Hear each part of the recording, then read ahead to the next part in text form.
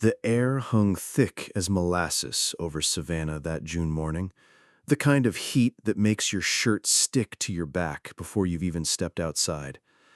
I stood in the cramped guesthouse behind the Oak Grove venue, tugging at my collar for the hundredth time, wondering if the knot in my tie was too tight or if it was just my nerves choking me. "Eli, you're going to wear a hole in that floor if you keep pacing," Jonah said, from where he lounged on the threadbare couch, one leg thrown over the armrest like he didn't have a care in the world. My best friend since we started working the shrimp boats together 5 years back, and still the only person who could make me laugh when everything felt like it was falling apart. "I'm not pacing," I muttered, though I caught myself mid-step and forced my feet to stay put. The truth was, I'd been up since 4 in the morning, staring at the water-stained ceiling and running through the ceremony in my head.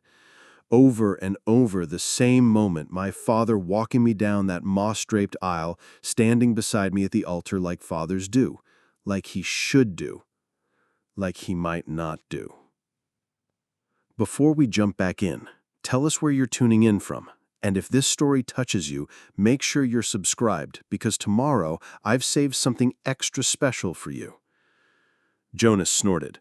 "Right, and I'm the king of Georgia." He sat up, his expression softening. "Look, man, I know you're worried about your old man, but today's about you and Sarah. That's it. Don't let Chad's mood steal your thunder." Before I could answer, a soft knock came at the door. Sarah's maid of honor, Jessica, peeked her head in, holding a folded piece of paper. "From the bride," she said with a knowing smile, then disappeared as quickly as she'd come.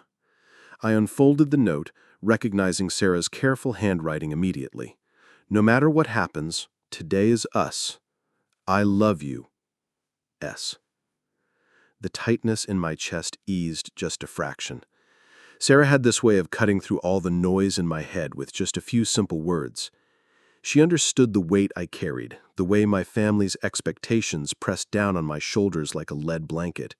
But she never made me feel guilty for it, never made me choose between her and them, even when maybe she should have. Another knock, this one firmer. "Come in," I called.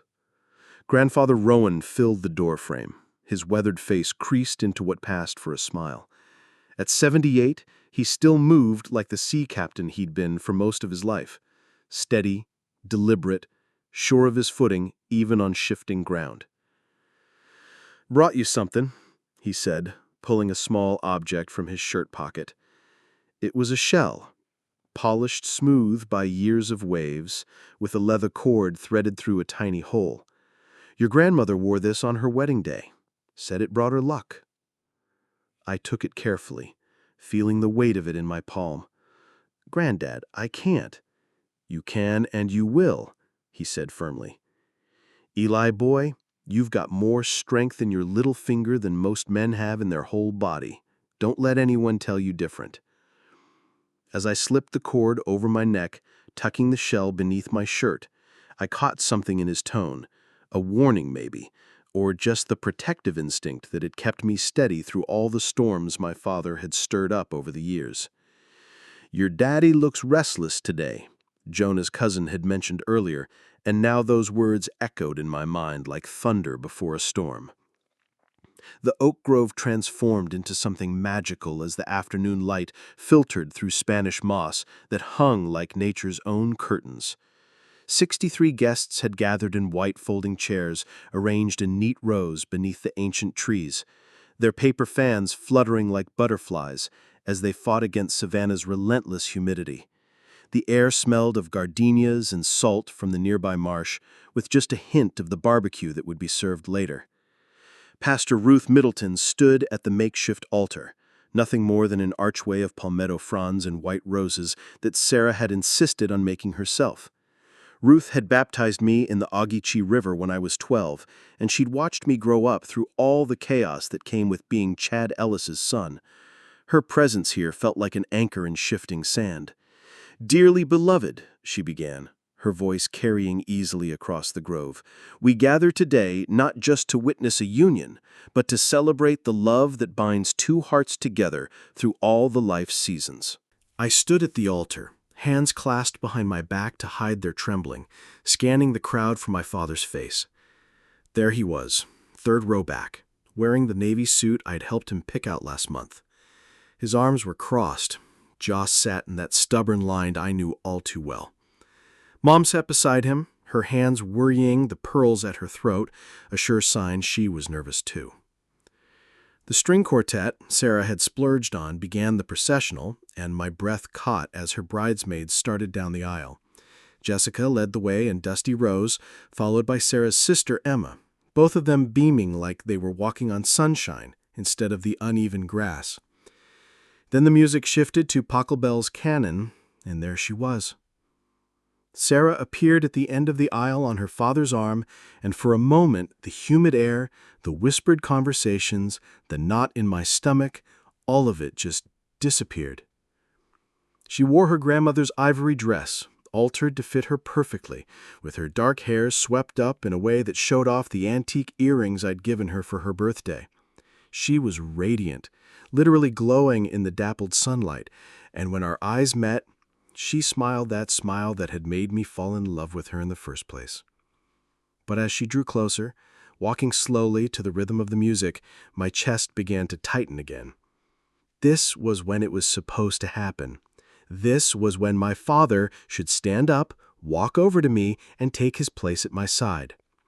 The way we'd discussed it, the way he'd agreed to do it, even if his voice had been flat when he said yes. Pastor Ruth caught my eye and nodded slightly, the signal we'd arranged. I turned toward my father's seat, my smile feeling more forced by the second, and gave him what I hoped looked like an encouraging nod. Chad Ellis stayed exactly where he was. A murmur rippled through the crowd like wind through wheat. I could feel the heat rising in my cheeks as 63 pairs of eyes turned from me to him and back again. Sarah's father delivered her to the altar and stepped back, and now she was close enough to see the confusion in my face. "It's okay," she whispered, taking my hands. But it wasn't okay. Nothing about this felt okay. Pastor Ruth cleared her throat gently, her eyes darting between me and my father's rigid form in the third row. The silence stretched like taffy, thick and uncomfortable, until even the cicadas seemed to quiet their drone. Sarah's hands squeezed mine, and I could feel her pulse racing through her fingertips. "Perhaps we should," Ruth began, but my father's voice cut through the air like a rusty blade. "No." Chad Ellis rose to his feet, but not to join me. He stood there in his navy suit, his face hard as carved stone, and the word hung in the humid air like smoke. The collective gasp from the crowd hit me like a physical blow. Aunt Thea's fan snapped shut. Someone's folding chair creaked as they shifted forward to hear better. My mother's hand flew to her mouth, her pearls catching the light as her shoulders shook. "Chad," Mom whispered, but he ignored her completely. "You want to know why I won't stand up there with my son?" His voice carried across the grove, bouncing off the ancient oaks like an accusation. "Because Elias Ellis is not the man everyone thinks he is." The words hit me like bookshot, scattered and painful. My knees nearly buckled, but Sarah's grip on my arm kept me upright. I could hear my heartbeat pounding in my ears, drowning out everything else. The shocked murmurs, the rustle of Spanish moss in the breeze, the distant sound of traffic on Victory Drive. "Dad, what are you?" I started, but he wasn't finished. 29 years. I've watched him parade around, acting like he's something special, acting like he deserves what he thinks is coming to him. His eyes were wild now, the way they got when he'd been drinking, though I hadn't smelled alcohol on him earlier. "Sir," Pastor Ruth's voice carried the authority of someone who'd broken up more than her share of church fights, "this is neither the time nor the place." "Isn't it?" Chad laughed, but there was no humor in it. "When better to tell the truth than at a wedding? Isn't that what marriage is supposed to be about? Honesty?" He turned his gaze back to me, and I saw something there I'd never seen before. Not just disappointment or frustration, but genuine hatred. "Ask him about the papers, preacher lady. Ask him about what's buried in those old records." My face burned with shame and confusion. Papers? What papers? The guests were whispering now, a low hum of speculation and shock that made my skin crawl. Mrs. Henderson from the marine supply store where I worked was shaking her head sadly. The Johnsons, who'd known me since I was knee-high to a grasshopper, looked like they'd been slapped. Sarah stepped closer to me, her wedding dress rustling against my leg. "Eli," she said quietly, "what's he talking about?" But I couldn't answer, because I honestly didn't know. All I knew was that my father, the man who was supposed to stand beside me on the most important day of my life, had just publicly humiliated me in front of everyone I cared about. And from the satisfied smirk spreading across his face, that had been his plan all along. "Chad Ellis, that's enough!" The voice that boomed across the grove wasn't Pastor Ruth's. It was Grandfather Rowan's. Grandfather Rowan moved through the crowd like Moses parting the Red Sea, his weathered hands pushing aside folding chairs as guests scrambled to make way. At 78, he still carried himself with the authority of a man who'd weathered hurricanes and brought home boats through storms that would have sent younger men running for shore. "I said, that's enough, Chad." His voice cut through the humid air with surgical precision. "You've spat enough poison for one day." My father wheeled around, his face flushed red above his navy collar. "Stay out of this, old man. This is between me and my son." "Your son?" Rowan's laugh was dry as driftwood. "When's the last time you acted like his father instead of his enemy?" The crowd fell silent, except for the whisper of Spanish moss swaying overhead and the distant hum of cicadas. I felt Sarah's hand slip into mine, her palm damp with perspiration, but her grip steady and sure. Whatever was happening, whatever my father was trying to destroy, she wasn't going anywhere. Rowan reached inside his jacket and pulled out something I'd never seen before.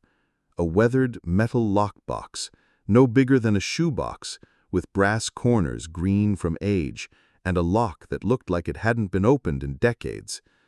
"You want to talk about papers, Chad?" Rowan's voice carried across the grove like thunder before a storm. "Let's talk about papers." The lockbox seemed to catch every eye in the grove. Mrs. Henderson leaned forward in her chair. The string quartet had stopped playing entirely, their instruments hanging silently in their hands. Even the birds seemed to have gone quiet, as if the whole world was holding its breath. "Granda," I whispered, but he shook his head without taking his eyes off my father. 40 years I've kept this locked away," Rowan said, his fingers working at the tarnished clasp. 40 years I promised your grandmother I'd wait until you were strong enough to handle the truth. Strong enough to stand up to him." He nodded toward Chad, whose face had gone pale as sea foam. "Looks like today's the day." Chad took a step backward, bumping into Mom's chair. "You don't know what you're doing, you crazy old fool." "I know exactly what I'm doing." Rowan's fingers found the lock, and with a click that seemed to echo through the entire grove, it opened. "I'm giving my grandson back what you stole from him." The lid creaked as it lifted, and inside I could see the corner of what looked like official documents, yellowed with age, and the edge of an old photograph. Rowan's hands were steady as stone as he reached inside. "Ladies and gentlemen, let me tell you about the real Elias Ellis." Rowan's weathered hands lifted the first document from the lockbox with the reverence of someone handling scripture. The paper was cream-colored and official-looking, with a church seal embossed at the top. The kind of record that predated computers and copy machines, when everything was still done by hand in careful script. "This," he said, holding it high enough for everyone to see, "is Eli's original birth record from Blessed Savior Church. Filed by the midwife who delivered him, witnessed by your grandmother and me." His voice carried across the grove like a sermon. "Note the date, the time, and most importantly, the lineage listed under father's heritage." I squinted at the document, my heart hammering against my ribs. I could make out my name, Elias Rowan Ellis, and what looked like a series of notations in faded brown ink. Chad made a noise like a wounded animal. "That doesn't prove anything. Old church records are full of mistakes." "Are they?" Anthea's voice cut through his protest. She'd risen from her seat near the back, her basket-weaving hands steady as she pulled a small leather journal from her purse. "I've got the original baptismal registry right here. Every Ellis born in this county for the past century." She held it up like evidence in a trial. "Funny how the church records don't match what the state has on file for Eli." Rowan nodded grimly and pulled out a second document. This one looked more recent, typewritten on official letterhead. "Here's what the state of Georgia says about Eli's birth. Different father listed, different heritage claims, different trust beneficiary." The words hit me like cold water. Trust? What trust? "Granddad," I managed, my voice barely audible. Instead of answering, he reached into the lockbox again and withdrew a photograph. Black and white, edges soft with age. It showed a young woman standing beside a "for sale" sign, but someone had drawn a thick red X across the sign in what looked like crayon. "Your grandmother took this picture the day after Chad tried to sell Ellis Marsh to Coastal Development. That's when we knew for certain what he'd done." Mom stood up so fast, her chair tipped backward. "You sold the marsh?" Her voice cracked like dry timber. "Chad, you promised me you'd never—" "I didn't sell anything," Chad exploded, but his face was scarlet now, sweat beading on his forehead despite the shade of the oaks. "Because you changed the papers to make yourself the beneficiary instead of Eli. Because the Ellis Marsh Trust was meant for him, not you. Because you forged documents to steal your own son's inheritance." The words hung in the humid air like smoke from a gun. I felt Sarah's hand tighten in mine, felt the weight of 63 pairs of eyes on my face, felt the ground shift beneath my feet like I was standing on a boat deck in rough seas. The world tilted sideways. I stood there in my wedding suit, surrounded by flowers and family, feeling like I'd been gutted with a filleting knife. 29 years of guilt, of believing I wasn't good enough, of thinking I'd somehow failed to earn my father's love, and it had all been a lie. He hadn't been disappointed in me. He'd been protecting himself from me.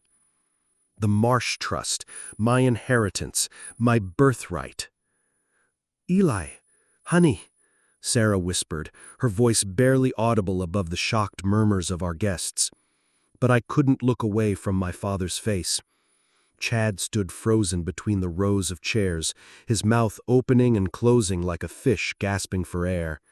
The cocky smirk he'd worn when he first stood up was gone, replaced with something that looked almost like fear. "You stole from me," I said, my voice starting quiet but growing stronger with each word. "You stole from your own son." "I protected you," Chad's voice cracked like a whip. "You think you could have handled that responsibility at 18? At 25? Hell, even now?" He gestured wildly at the crowd. "Look at you, barely keeping your head above water with 2 jobs, sending money to you." The words erupted from somewhere deep in my chest, 30 years of swallowed anger finally breaking free. "I've been sending money to you and Mom for years because you taught me I owed it to you. Because you made me believe I was the problem." Jonah stepped closer to my side, his presence solid and reassuring. "Easy, brother," he murmured, but I could hear the anger in his voice too. He'd watched me struggle, watched me skip meals to send money home, never knowing the truth behind it all. "This doesn't change anything between us," Sarah said firmly, her hand finding my face, turning me to look at her. "Whatever this is, whatever happened before, this is our day, our choice, our family." But it did change things. Everything.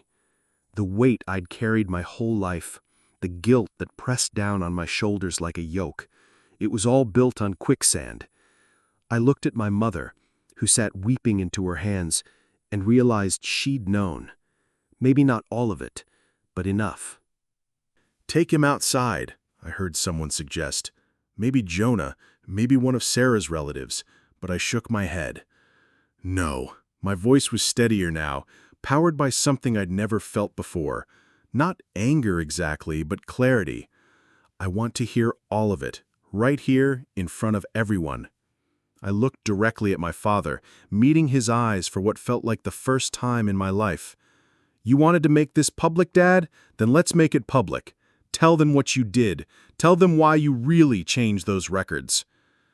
Chad's face cycled through emotions like storm clouds: rage, fear, defiance, and something that might have been desperation.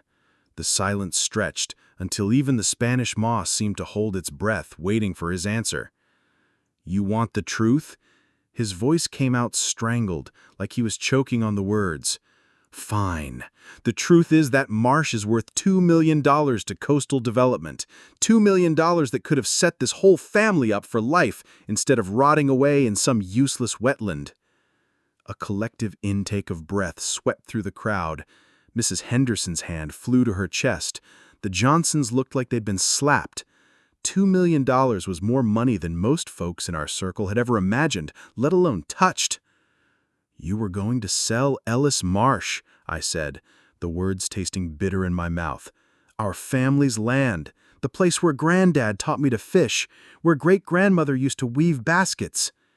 "Sentimental nonsense," Chad spit. "That land's been nothing but a money pit for generations. Taxes, upkeep, regulations from the county about preservation this and heritage that." His face was purple now, veins standing out on his forehead like rope. "I was trying to be practical, trying to think about our future." "Whose future?" Rowan's voice cut through the humid air like a blade. "Because it sure wasn't Eli's future you were thinking about when you forged those documents." Chad whirled on his father-in-law, jabbing a finger in his direction. "Don't you dare lecture me about family responsibility, old man. I've been carrying this family's burden for 30 years while you filled his head with romantic stories about shrimp boats and gullet traditions that don't put food on the table." "The land wasn't yours to sell," I said, my voice steady despite the earthquake happening in my chest. "It was never yours." "It should have been." The mask finally slipped completely, revealing the raw desperation underneath. "I'm his father. I raised him. I fed him and clothed him and put a roof over his head for 18 years, and what did I get for it? A son who'd rather spend his weekends with his grandfather than help his own family get ahead?" "Help the family?" Mom's voice was barely a whisper, but it carried across the grove like a prayer. "You were going to sell our heritage for money, Chad.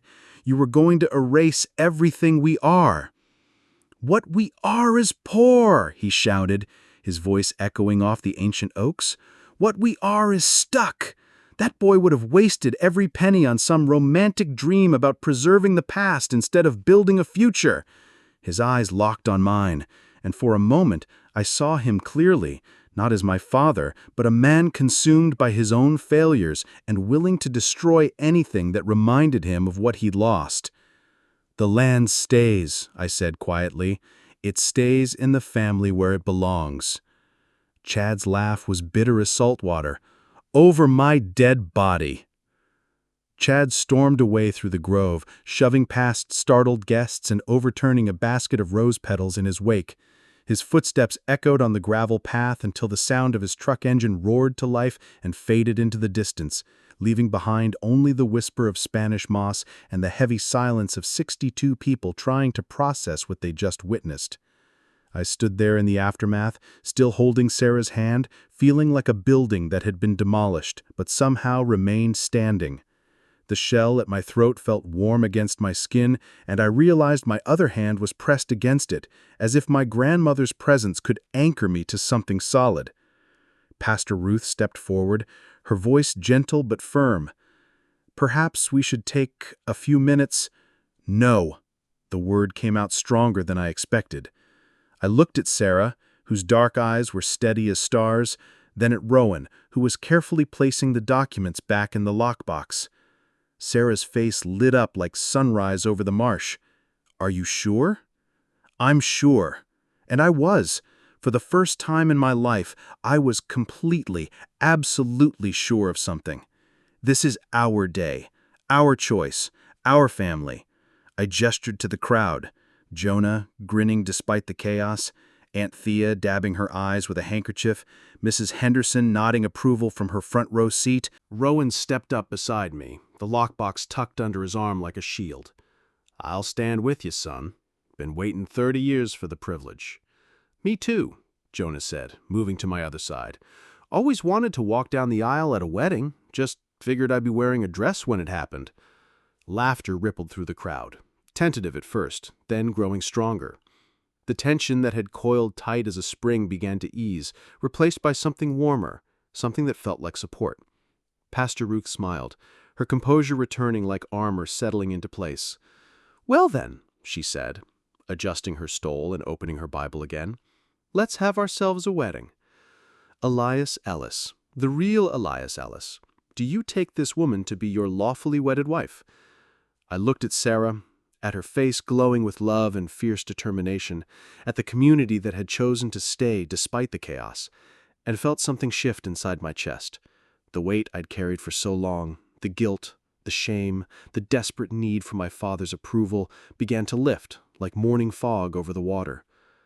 "I do," I said, and for the first time in my life, I meant those words with every fiber of my being.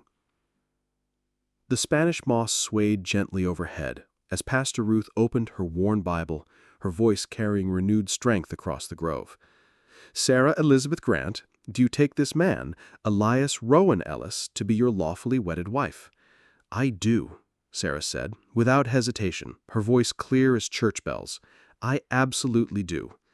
"Then by the power vested in me and witnessed by this community, I invite you both to share the vows you've written for each other." Sarah turned to face me fully, taking both my hands in hers. When she spoke, her voice carried to every corner of the grove, steady and sure as the tide. "Eli, I fell in love with your heart first, the way you'd give your last dollar to help someone in need, the way you hum while you're fixing things, the way you see beauty in broken places." She squeezed my hands. "Today showed me something I already knew but never had words for. You're not defined by other people's choices or their failures. You're defined by your own integrity, your own love, your own truth." Her voice grew stronger. "I promise to build our family on honesty, not manipulation, on love, not obligation. I promise that in our home there will be no secrets, no shadows, no conditions on acceptance." She glanced toward where my father had been sitting, then back to me. "I promise to stand with you against anyone who tries to make you smaller than you are." The crowd was dead silent, except for Aunt Thea's soft sniffling and the distant call of a marsh bird. I felt tears threatening to spill over, but for once they weren't tears of shame or frustration. "Sarah, I thought 3 hours ago I knew who I was, a man carrying his family's disappointments, always trying to prove he was worthy of love." I looked over at Rowan, who stood with his weathered hands clasped, the lockbox at his feet like a foundation stone. Now I know better. I promise you no secrets, no half-truths, no debts that aren't ours to pay. I promise to choose our family every day, not because I have to, but because I want to, because you see me clearly and love me anyway. The applause started slowly, Jonah clapping first, then Mrs. Henderson, then spreading through the crowd like ripples on water. Even some of the string quartet joined in, their instruments forgotten in favor of celebration. Pastor Ruth raised her hands for quiet, beaming like she had just witnessed a miracle. "By the power vested in me by the state of Georgia and the grace of God, I now pronounce you husband and wife." She looked at me with twinkling eyes. "Eli, you may kiss your bride." And in that moment, surrounded by Spanish moss and truth and chosen family, I did. The reception had wound down hours ago, the last of the guests drifting away with leftovers wrapped in foil and stories they'd be telling for years. Now it was just the three of us, Sarah, Rowan, and me, sitting on the wraparound porch of the old Ellis cabin at the edge of the marsh, watching fireflies dance over the water like fallen stars. Sarah had changed out of her wedding dress into one of my old button-downs, her bare feet tucked up under her on the porch swing. She looked more beautiful in that moment than she had walking down the aisle, if such a thing was possible. Biscuit, my old rescue mutt, had finally settled at my feet after spending the evening making sure everyone at the reception had properly petted him. 40 years, I said, breaking the comfortable silence. You kept those papers for 40 years, Granddad. Rowan rocked slowly in the chair that had been his father's and his father's before that. The lockbox set open on the table beside him, its contents now spread out like pieces of a puzzle finally put together. Your grandmother made me promise to wait until you were strong enough, until you could stand up to him without it breaking you. How'd you know today was the day? He smiled, the lines around his eyes deepening. Because you didn't back down.